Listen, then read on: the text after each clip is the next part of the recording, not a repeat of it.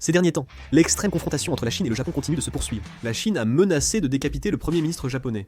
Et même après cela, elle continue de tenir des propos fermes en disant qu'il brûlera vif. Un député chinois a convoqué l'ambassadeur japonais. En ce moment, la confrontation est extrêmement tendue. Aujourd'hui, nous allons examiner la bataille diplomatique entre la Chine et le Japon. Regardons tout de suite. Je l'ai déjà abordé dans la vidéo précédente. Le Premier ministre Takaichi a déclaré le 7 novembre à la Chambre des représentants que pour la première fois en tant que Premier ministre en exercice du Japon, une invasion de Taïwan par la Chine pourrait constituer une situation de crise existentielle, permettant au Japon d'exercer son droit d'autodéfense collective, évoquant ainsi la possibilité d'une intervention militaire. En conséquence, le conflit actuel entre la Chine et le Japon ne cesse de s'intensifier chaque jour. Un diplomate chinois a même déclaré qu'il fallait décapiter le Premier ministre japonais, et le Japon a immédiatement réagi, ce qui a progressivement amplifié le conflit diplomatique. Mais ce qui est intéressant, c'est ceci. Le 14 novembre, Sun Weidong, vice-ministre chinois des Affaires étrangères, a convoqué l'ambassadeur japonais Kenji Kanasugi en Chine. À ce moment-là, il a exprimé une forte insatisfaction et une opposition ferme aux propos du Premier ministre Takaichi, et a protesté sévèrement. Au cours de ce processus, la Chine a clairement fait savoir à la partie japonaise que la question de Taïwan constitue le cœur des intérêts fondamentaux de la Chine, et qu'il s'agit d'une ligne rouge à ne jamais franchir. Il est particulièrement important de prêter attention à l'heure à laquelle cette convocation a eu lieu. Le ministère chinois des Affaires étrangères a convoqué l'ambassadeur du Japon à 2h56 du matin et a publié un communiqué mettant en avant l'heure inhabituelle de la convocation. La Chine accentue ses critiques contre le Japon, selon Lang Zhen, porte-parole du ministère chinois des Affaires étrangères. La partie japonaise, même après que la Chine a mené des négociations fermes et exprimé de vives protestations, n'a pas reconnu ses erreurs et a refusé de retirer ses propos. Il a ajouté que le Japon ne devait pas jouer avec le feu sur la question de Taïwan, car ceux qui jouent avec le feu finiront par se brûler eux-mêmes. Le ministère chinois de la Défense a aussi vivement critiqué. Le ministère chinois de la Défense a intensifié ses critiques, en déclarant que si la partie japonaise n'apprenait pas sérieusement les leçons de l'histoire et osait prendre des risques, ou même intervenir militairement dans la situation du détroit de Taïwan, elle se heurterait inévitablement à la fermeté de l'armée chinoise, subirait de lourdes pertes et paierait un prix terrible. En fait, la Corée observait la situation comme si elle regardait un spectacle en mangeant du popcorn.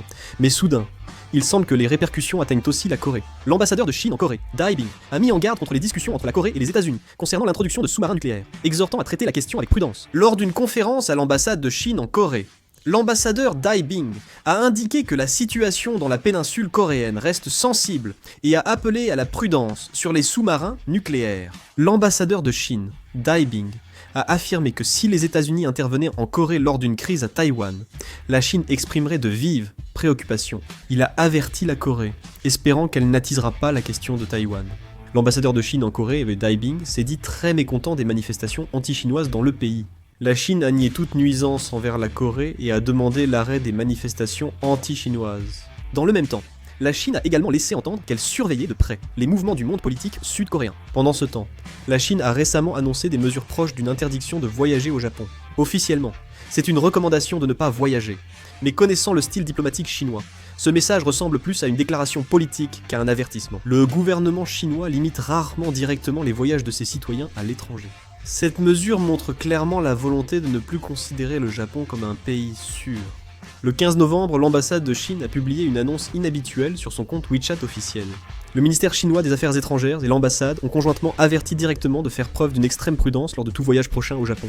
En regardant l'annonce, on constate qu'il ne s'agit pas simplement d'un guide de voyage, mais d'un message fondé sur un sentiment de crise considérable pour les Chinois déjà présents au Japon. Il est même demandé d'observer attentivement la situation sécuritaire locale et de faire particulièrement attention à leur sécurité personnelle lors de leurs déplacements. Ce qu'il faut souligner, c'est le motif avancé par la Chine pour justifier cette mesure. La Chine accuse les dirigeants japonais d'avoir intensifié les déclarations publiques sur Taïwan, visant la Chine et détériorant les échanges humains sino-japonais. En particulier, la Chine a utilisé l'expression selon laquelle il est devenu plus probable que les Chinois résidant ou séjournant au Japon soient exposés à des menaces physiques. Cela semble refléter l'évaluation de la Chine selon laquelle le sentiment anti-chinois s'étend au sein de la société japonaise. Cependant, il y a ici une signification encore plus importante. Lorsque la Chine prend des mesures allant jusqu'à demander à ses citoyens d'éviter de se rendre dans un certain pays, il y a toujours un message diplomatique derrière cela. Cette mesure est aussi vue comme une pression politique sur le gouvernement japonais. Il s'agit d'un avertissement de ne pas franchir davantage la ligne sur la question de Taïwan, déguisée sous la forme d'une mesure de protection des citoyens chinois. Après l'annonce conseillant d'éviter le Japon, les médias officiels chinois ont largement relayé l'information en insistant sur la responsabilité du Japon. Sur les réseaux sociaux chinois, l'idée que le Japon n'est plus sûr se propage.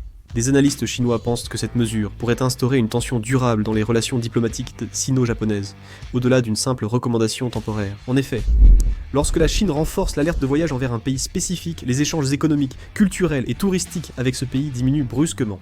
En réalité, les restrictions de voyage imposées par la Chine ont déjà servi par le passé d'indicateur direct de la détérioration des relations bilatérales. Certains comparent cela aux mesures de la Chine contre la Corée du Sud lors de l'affaire Terminal High Altitude Area Defense. Si l'on prend cela en compte, la recommandation d'éviter de se rendre au Japon n'est pas un simple avertissement de voyage, mais peut être considérée comme une carte de pression diplomatique forte que la Chine adresse au Japon. Le gouvernement japonais réagit directement à l'offensive chinoise. Lors d'une conférence de presse le 11, le secrétaire général du cabinet, Kihara Minor, a souligné que la paix et la stabilité dans le détroit de Taïwan sont importantes, non seulement pour le Japon, mais aussi pour l'ensemble de la communauté internationale. Et il a déclaré que le gouvernement japonais avait suffisamment transmis ses explications et sa position à la partie chinoise. Le conflit entre la Chine et le Japon s'est aggravé aussi à cause des propos virulents de Shi Jian, consul général de Chine à Osaka. Shi Jian, consul général de Chine à Osaka, a provoqué une vive controverse en écrivant sur ses réseaux sociaux une phrase disant qu'il n'hésiterait pas à trancher sur le champ la sale tête qui s'est immiscée arbitrairement sur les réseaux sociaux. Il a déclaré qu'il décapiterait le premier ministre Takahashi. Le ministère japonais des Affaires étrangères et le secrétaire général du gouvernement ont fermement protesté auprès de la Chine, déclarant qu'il s'agissait d'une expression extrêmement inappropriée, évoquant un acte de violence, et qu'il était absolument inacceptable pour un diplomate. Au Japon, certains réclament l'expulsion du consul général Xi Lien. Actuellement, une forte opinion publique anti-chinoise se forme au Japon. Depuis les déclarations du premier ministre Takahashi, un changement notable d'atmosphère est perceptible à l'intérieur du pays. La société japonaise avait longtemps tendance à considérer la question de Taïwan comme un simple conflit régional, se déroulant en dehors de son propre pays. Cependant, après cette déclaration, l'atmosphère change totalement. Au Japon, l'idée que cette question représente désormais un risque direct pour la stabilité nationale se répand rapidement. Les grandes chaînes de télévision japonaises suivent aussi cette tendance. Les principales chaînes japonaises abordent la tension diplomatique à Taïwan dans leurs émissions et répètent sans cesse qu'en cas de crise à Taïwan, le Japon ne pourra pas y échapper. Les journaux économiques et généralistes sont plus explicites. Le Yomiuri Shimbun et le Nihon Keizai Shimbun évoquent les chocs économiques et militaires pour le Japon en cas de conflit à Taïwan. L'ambiance politique est aussi ébranlée. Au sein du parti au pouvoir, certains jugent les propos du premier ministre Takatsu trop explicites. Des responsables du parti craignent des représailles chinoises et jugent nécessaire d'adoucir les déclarations. Malgré ces inquiétudes, la tendance générale reste favorable au premier ministre Takatsu. C'est parce que l'opinion publique japonaise soutient clairement ses actions. Au Japon, Takatsu bénéficie d'un fort soutien selon des sondages. Avec la montée du sentiment anti-chinois au Japon, le premier ministre Takatsu bénéficie d'un large soutien. Beaucoup de Japonais pensent que face à la pression militaire croissante de la Chine, le Japon ne doit pas céder. Ainsi, même si certains milieux politiques demandent à Takatsu de faire preuve de prudence, c'est finalement l'opinion publique qui détermine la tendance, ce qui donne de plus en plus de poids à ses déclarations et à l'orientation de ses politiques. En conséquence, les partisans de la ligne dure autour de Takatsu, forts du soutien populaire, émettent des messages encore plus audacieux. La montée des tensions autour de Taïwan montre que peur et détermination se répandent au Japon. Le Japon est actuellement passé au-delà du stade des débats diplomatiques, et entre dans une phase où l'ensemble du paradigme de sécurité est ébranlé. On peut dire qu'il s'agit d'un mouvement où le Japon, en tant que grande puissance, commence à se réorganiser en acceptant une nouvelle réalité de l'époque. Si l'on observe la tendance à venir, il ne semble pas très probable que la forte confrontation actuelle entre la Chine et le Japon conduise immédiatement à un affrontement militaire généralisé. Comme les deux pays comptent parmi les plus grandes puissances militaires et économiques d'Asie, un affrontement direct entraînerait pour chacun des pertes irréparables. En particulier, la Chine aurait le fardeau d'affronter l'ensemble de l'alliance formée par les États-Unis et le Japon si une véritable guerre éclatait, tandis que le Japon subirait également un choc énorme dans tous les domaines, tant économiques que sécuritaires, en passant à une réponse militaire. Cela ne veut pas dire que les tensions vont diminuer. Au contraire, les relations sino-japonaises risquent de devenir encore plus instables. La garde côtière chinoise pourrait être envoyée près des îles Senkaku et provoquer le Japon. La Chine pourrait vouloir accroître la pression militaire en mer de Chine orientale face aux efforts du Japon sur la question taïwanaise. Le Japon fait de même. Il renforce les activités de surveillance et de renseignement de ses forces d'autodéfense, et la fréquence des sorties des avions de chasse des forces aériennes d'autodéfense augmente également. Il est probable que la surveillance mutuelle des gardes-côtes et forces navales des deux pays dans ces eaux devienne plus fréquente. L'intensité des conflits devrait aussi augmenter. La Chine a clairement indiqué que la question de Taïwan est l'un de ses intérêts fondamentaux les plus importants, tandis que le Japon commence à partager avec sa population la perception que la stabilité autour de Taïwan est directement liée à sa propre sécurité nationale. Dans une telle situation, une structure se crée dans laquelle il devient difficile pour les deux pays de reculer. au moment où le Japon a officiellement évoqué la possibilité d'intervenir en cas de crise à Taïwan.